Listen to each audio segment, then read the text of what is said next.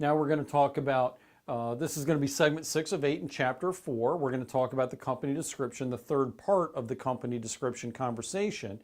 So what we need to keep in mind is every business is different. Every company description will be different. So the example we provide you is serving as an example, a template for you, but it's got to be appropriate to your type of business. So you would want to get a list of questions to help. We're going to provide you with a list of questions to help prompt your writing process. So again, every business is different. Every company description will be different. Okay, so what is the type of product or service you're offering for sale? Okay, I mean, just be specific. Is it a food product? Is it a service? If so, what is the service? And then just elaborate a little bit, a few sentences on the specific niche you've got. So like if somebody says, well, I do accounting. Well, do you do auditing work? Do you do tax preparation? Do you do public accounting? Do you do managerial accounting? There's lots of different types of accounting. So don't just say, I'm going to open an accounting business. State what type of niche you're going to fill in that industry. Okay? And what makes your business unique if you do have a differentiator. We talked previously about somebody that bakes cupcakes. If you've got a certain flavor line, or maybe you came up with jumbo cupcakes. I don't know. I don't bake. I don't know about that stuff. But if you came up with a new take on cupcakes, they're using them in weddings a lot. They do these cupcake towers. Maybe that's it.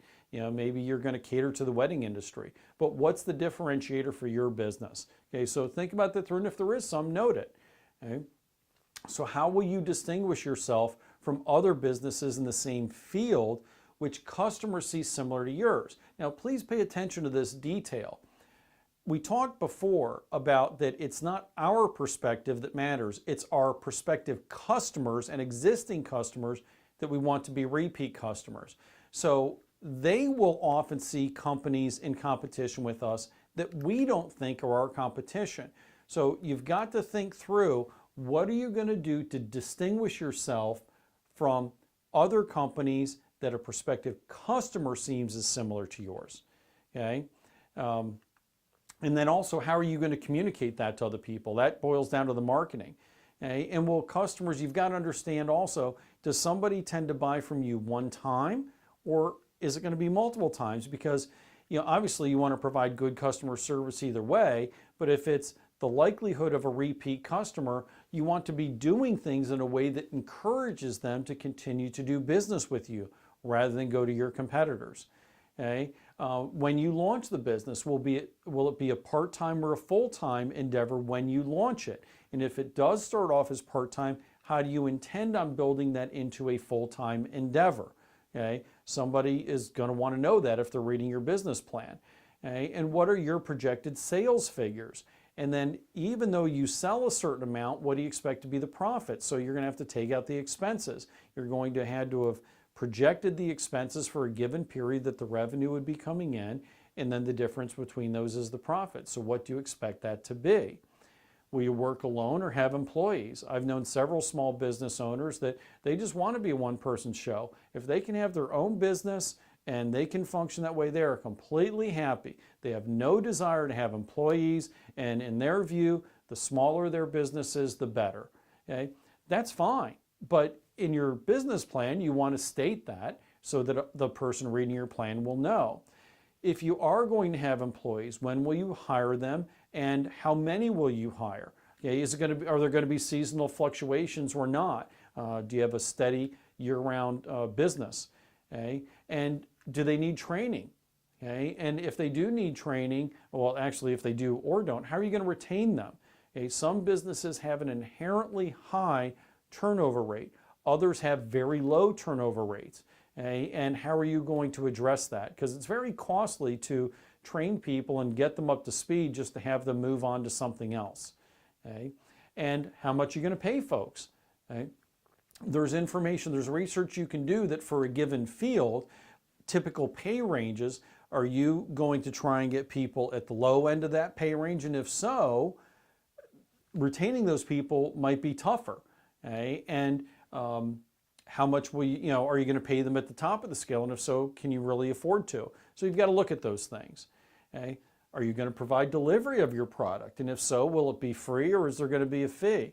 keep in mind that if you're competing, whether you have an online business or not, you are likely to be competing with other businesses that are online retailers, and they offer frequently free delivery and even free returns. So not only is it a matter of what you want to do with how you structure your business, how are businesses that you're going to be competing with structured, and how are you going to compete with that? Okay. Now, if somebody wants to return something, do they have to have a receipt or for a return or an exchange? Think about the places you go to do business with. If they make returning or exchanging something difficult, it often leaves a bitter taste in your mouth, and you don't want to go and do business with them again. Other companies, doesn't matter if you have a receipt or not, they make returning things or exchanging things super, super simple. So you've got to decide from a customer service and cost standpoint what works best for you. Okay, there are some companies that offer a 100% satisfaction guarantee or no haggle refund policies. As small business owners, sometimes we get worried about this because making a statement like 100% satisfaction guarantee can be a pretty bold statement because you don't know what that person is going to require to feel like they've gotten their money's worth.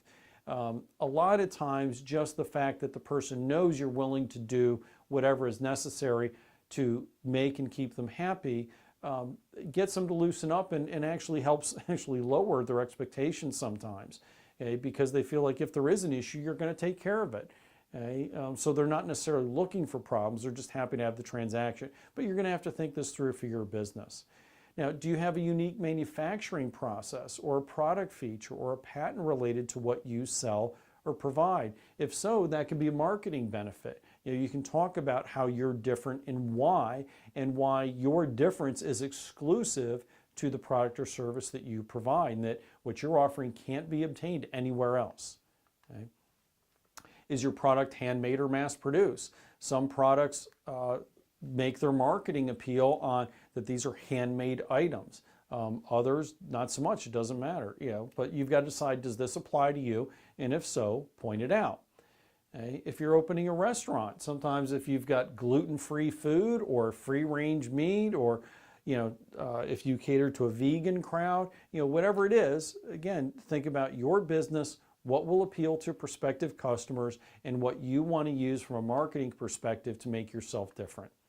Okay? Do they get something for free? There's some auto repair places that say, hey, we'll do a free oil change with every tune-up. Okay? There are some places I know that if you bring your car in for servicing, they'll wash your car for free. It's pretty nice. Okay? There are some places that if you buy a car from them, a new car from them, and you take it to them for servicing, they'll give you a loaner car at no charge. That's pretty nice. You've got to decide again with your business model what's sustainable. And what will the relationship of your price, your service, and quality be? These are the three foundational pillars that a business is built on. And you've got to decide where you're going to fall with those. So will your price be low? Are you going to be known for bargains? Are you going to be a mid-range price? Or are you going to be at a higher price level, premium? Okay? Neither is good or bad, but you have to be aware of how you're going to be perceived so that you can wrap the correct marketing message around it to make the most of the opportunity. Service. Are you going to have minimal service? Is it going to be considered good service or superior? There was a place that I went to one time. I had a car. It was a convertible car, and it had some wear on the convertible top. I thought that it was wearing earlier than it should, and I brought it to them. Frankly, I wasn't sure what they would do, if anything. And I brought it to them, and they said, Mr. Smith, we're really sorry. This should not have worn out this quickly. We apologize for the inconvenience, but if you are willing to leave your car with us, we will give you a loaner vehicle at no charge, and we will replace this at no charge. I was stunned because replacing convertible top's a pretty pricey thing. Okay? And they just went above and beyond, and in my view, that just launched them up to superior service instantly. Okay? So you've got to decide where you're going to fall, because obviously providing those higher levels of services as a business owner is going to cost you more to do. Now with the quality, is it going to be low? Now nobody's going to call their business and say, yeah, we provide low quality. Okay? But is it going to be on the lower end, good, or superior? Okay, there's a show called The Profit, Profit, as in profitable. A gentleman named Marcus Lemonis on his TV show, he uses a model. He would never say, low, good, or superior. He uses a model of, for quality, good, better, best. That's a great description. So lets you know no matter what product you buy from us, it's good. Okay, but if you've got the financial capacity and the need for this, the next level up, it's better than our initial product that's good anyway. And then there's also the best. So maybe it's better finishes, maybe, whatever it is. Okay? But keep in mind, there's no negative word here. Good, better, best. There's nothing negative in those descriptors. So the idea here is to use positive, strong words, but that clearly indicate the different levels of quality that somebody could expect. Okay? So you've got to decide for you, what are these relationships going to be? Because you can't offer low price, exceptional service, and the highest quality. You can't. It costs money to do those things.